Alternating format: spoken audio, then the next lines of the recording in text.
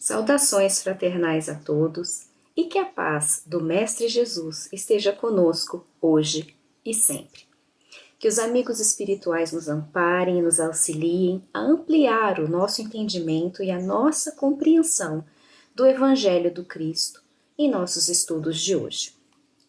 Daremos continuidade ao estudo do capítulo 4 do Evangelho segundo o Espiritismo, que tem o título Ninguém pode ver o reino de Deus se não nascer de novo. E nesse capítulo, Allan Kardec, o codificador da doutrina espírita, nos traz importantes esclarecimentos a respeito da reencarnação. No estudo da primeira parte desse capítulo, vimos que a ideia de reencarnação não surgiu com o Espiritismo, porque os povos antigos e os próprios judeus já tinham a noção de que renasceriam para outra vida. E o próprio Mestre Jesus deixa isso bem claro quando, durante o fenômeno da transfiguração, descrita no Evangelho de Mateus, no capítulo 17, versículos 1 a 9, declarou aos discípulos que o profeta Elias já havia vindo, mas que não havia sido reconhecido e lhes haviam tratado com crueldade. E então os discípulos compreenderam que Jesus falava de João Batista, que era o profeta Elias reencarnado.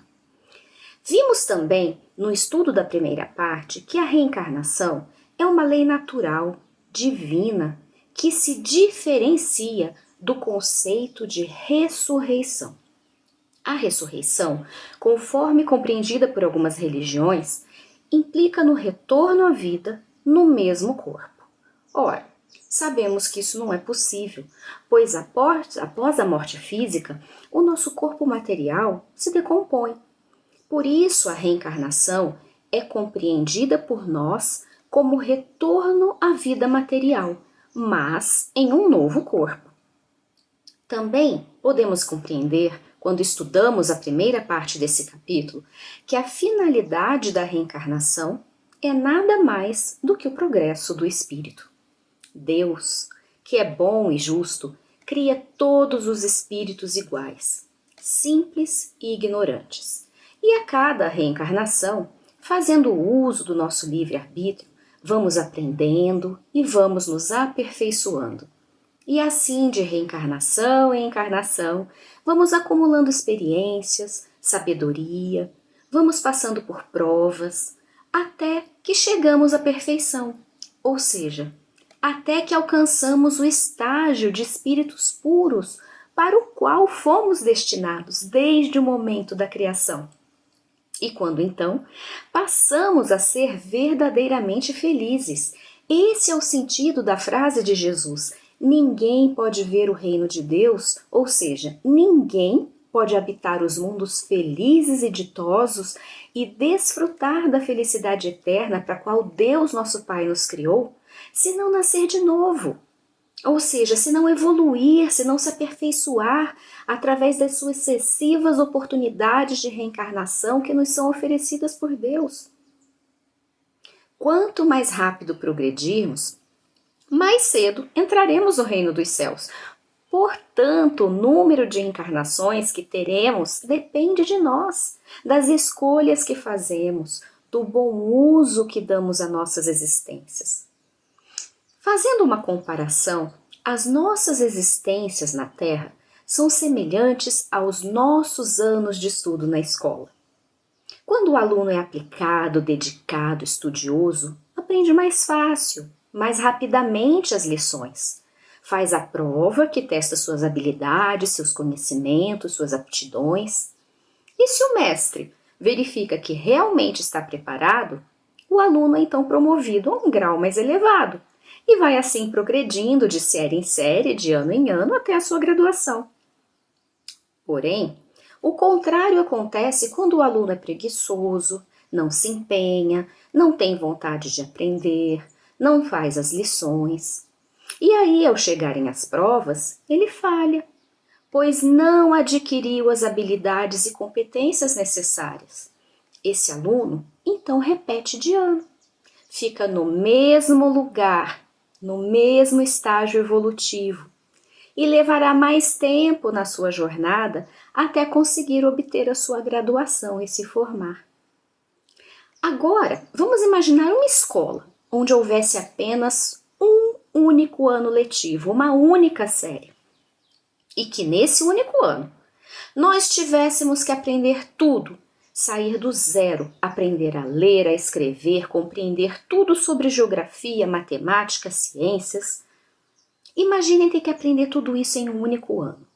E ao final desse ano, realizar uma prova.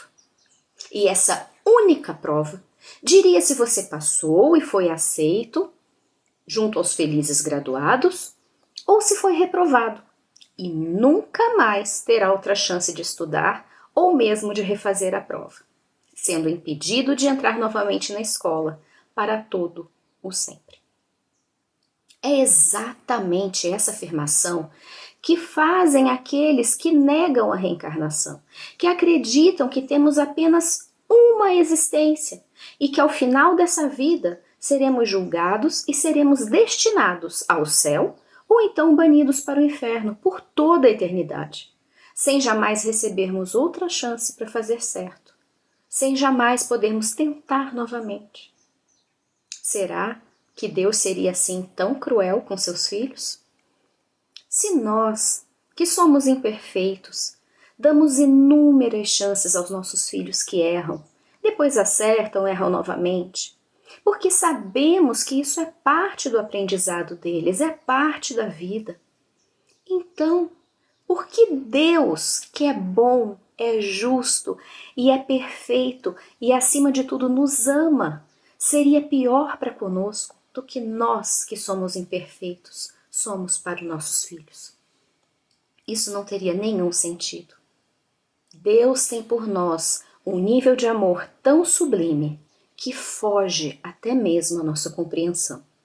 E esse Pai amoroso, nosso Criador, nos dá inúmeras chances para aprendermos, para progredirmos, para nos tornarmos melhores. Deus nos dá a abençoada oportunidade da reencarnação, tantas e quantas vezes forem necessárias. Por isso a reencarnação não é um castigo, é bênção. Mas nós podemos torná-las um castigo. Quando nós insistimos em repetir de ano, tendo que rever e rever tudo de novo, tendo que sofrer tudo novamente para aprender, simplesmente porque insistimos em não seguir pelo caminho certo. E cada vez que a vida tenta nos ensinar a lição e nós não aprendemos, continuamos a ver os mesmos ensinamentos, até que compreendamos. A nossa vida é o reflexo daquilo que juntamos em todas as nossas vidas pregressas.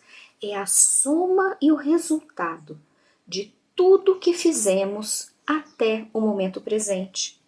E a nossa vida de hoje é também a projeção daquilo que queremos ser no futuro, pois o que estamos semeando hoje, iremos colher futuramente, seja nessa ou em outra encarnação. Tudo pelo qual nós estamos passando e iremos passar é fruto das boas ou más escolhas que fizemos. Nós somos inteiramente responsáveis por isso. Mas não precisamos lutar sozinhos, porque a cada nova encarnação, Deus nos coloca em uma família para nos ajudar a crescer. O ambiente familiar é ao mesmo tempo escola de fraternidade e oficina de progresso.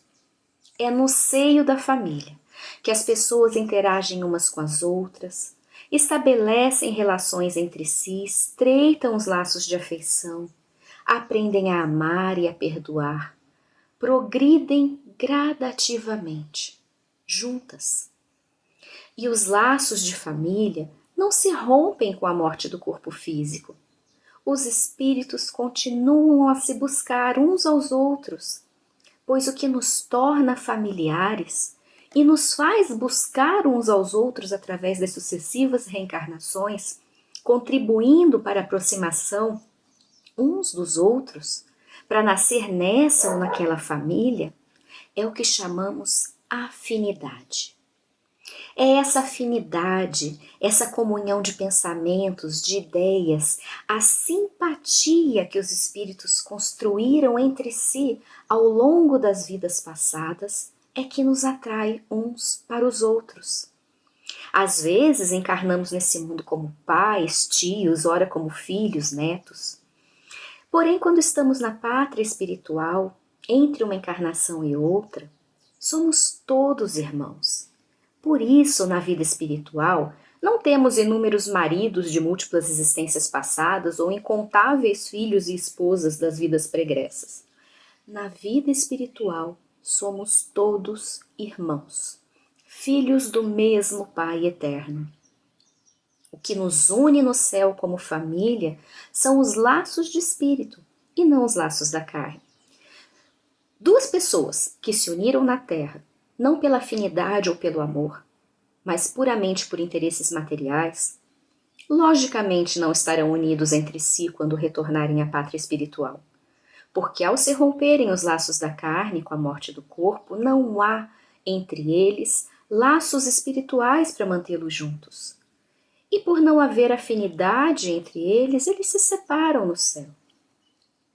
Nem a paixão dos sentidos, nem os interesses do mundo ligam as almas. Apenas a afeição sincera e o amor que têm uns pelos outros.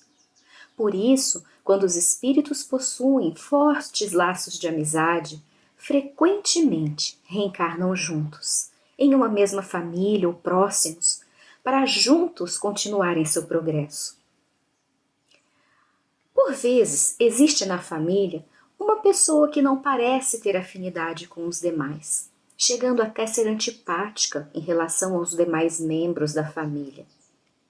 Por que será que isso acontece? Deus, em toda a sua bondade e sabedoria, permite que um espírito que não seja simpático àquele grupo familiar reencarne entre eles, para resolver desentendimentos de vida passada, para que esse espírito, que às vezes pode até estar persistindo no mal, no erro, possa aprender e desenvolver pendores de bondade, evoluir mais rapidamente através da convivência com familiares que são bons, que são amorosos. E ao mesmo tempo, esses familiares que recebem esse espírito que não é simpático a si, testam sua capacidade de perdoar, de tolerar, de ajudar, de amparar essa pessoa que muitas vezes é difícil e que a gente até costuma chamar ovelha negra da família.